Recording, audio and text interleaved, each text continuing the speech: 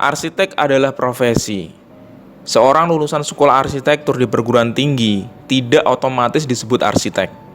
Ia harus berpraktik merancang bangunan baru bisa disebut arsitek. Ujar Cahyo Raharjo, seorang ahli tata ruang dari Universitas Katolik Unika Sugiya Pranoto Semarang.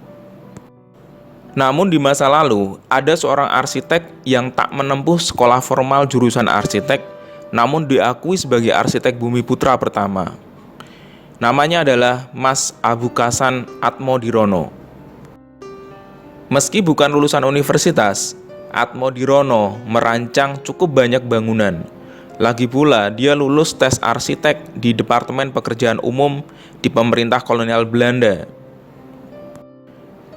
Atmodirono lahir pada tanggal 18 Maret tahun 1860. Dia adalah putra dari jaksa kepala di Purworejo, Jawa Tengah.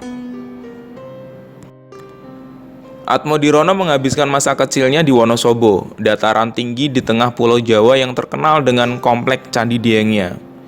Sebagai anak seorang jaksa, dia bisa mengenyam pendidikan di ILS yang diperuntukkan bagi keturunan Belanda. Setelah lulus dari ILS, Atmodirono masuk Sekolah Teknik Koningin Wilhelmina School di Batavia, Jakarta.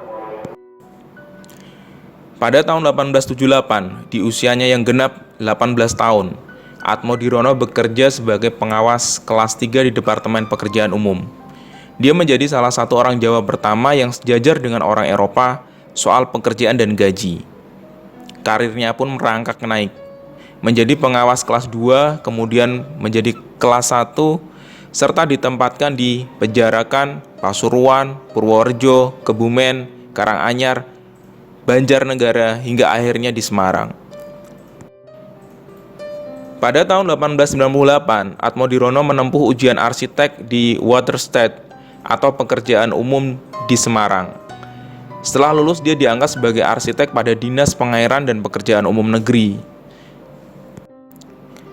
Menurut Sandik, Atmodirono bekerja sebagai arsitek di Dinas Pengairan dan Pekerjaan Umum selama 19 tahun.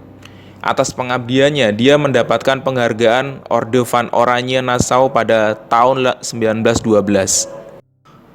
Upacara penyematan penghargaannya dihadiri banyak insinyur dan pengawas di Semarang dan daerah sekitarnya.